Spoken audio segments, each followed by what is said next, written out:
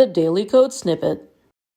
Sometimes you may want to have a link to another page on your website. Perhaps you have your home page, but you want to add an About Us page. In this case, you're going to use a relative URL. Instead of the full website address with the http:// or https://, you just need to tell the browser where to find the file relative to your home page.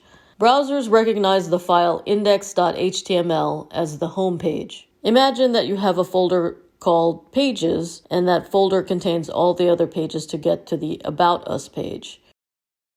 You would need to go into the Pages folder and find the About Us page, pages/aboutus.html. The code would look like this: a opening tag, href equal to folder path /filename.filetype in quotation marks, link text, a closing tag. A opening tag, href equals pages/aboutus.html in quotation marks, about us, a closing tag. When you are trying to determine the path, you are trying to map out the location relative to where you are currently.